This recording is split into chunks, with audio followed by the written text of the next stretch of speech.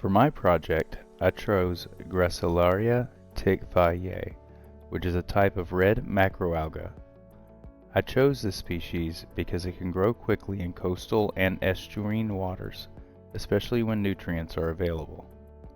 My main question is how nitrogen affects the growth and competitive success of G. tickvayi. This matters because extra nutrients from runoff and pollution can change coastal ecosystems. If this alga grows faster when more nitrogen is present, it could have a better chance of competing with native species.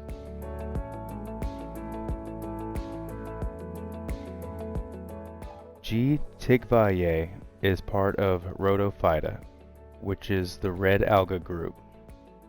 Red algae have pigments that help them absorb light underwater. This is helpful in coastal areas where light can change depending on depth, water clarity, and season. This species is mainly associated with the western Atlantic, but it was also brought to Hawaii for mariculture. That is where it became important for this project. When a species is moved outside its normal range and does well there, it can become a concern for native ecosystems.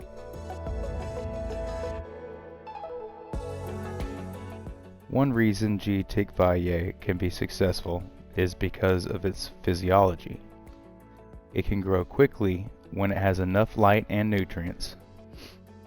It also lives in estuaries where conditions are not always stable. That matters because estuaries can change a lot.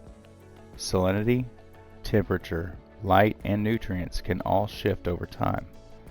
A species that can handle those changes has a better chance of surviving, spreading, and possibly becoming a problem.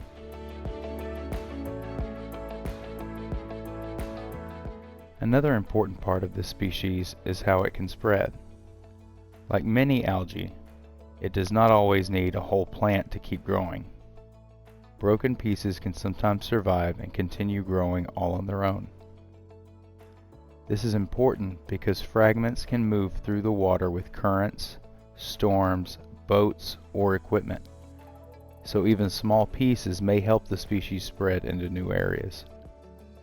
That is one reason algae like this can be difficult to manage once they are established.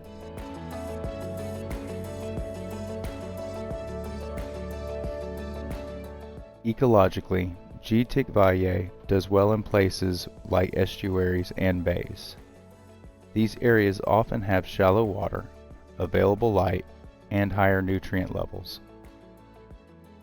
This connects to the ecological idea of resource availability. Nitrogen is one of the resources algae needs for growth. When nitrogen levels increase, fast-growing algae may take advantage of that faster than other species.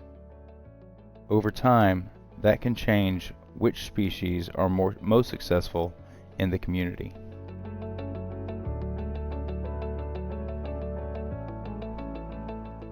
The main ecological concern is competition. If G. tickvayi grows quickly, it may take up space that native algae needs. It could also shade smaller species and make it harder for them to get enough sunlight. This matters because invasive or fast-spreading algae can change the structure of a habitat. Instead of having a more balanced community with several native species, one species may start to dominate. That can lower biodiversity and change the way the ecosystem functions.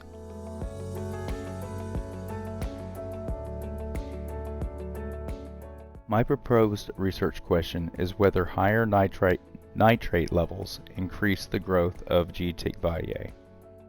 My hypothesis is that if nitrate levels are higher, then algae will grow faster and cover more space. I chose nitrate because nitrogen is an important nutrient for algae. If extra nitrogen helps the species grow successfully, then nitrogen pollution could make it more competitive in coastal ecosystems.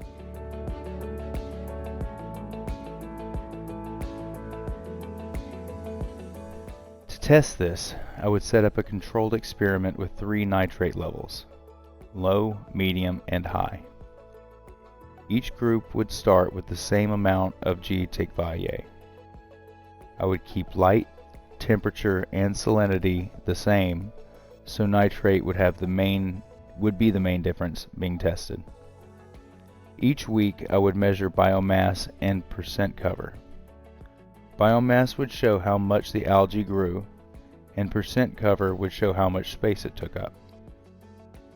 If the higher nitrate group grows the most, that would support my hypothesis. If all three groups grow about the same, then nitrate may not be the main factor controlling its success. Other factors like light, temperature, or grazing may be more important.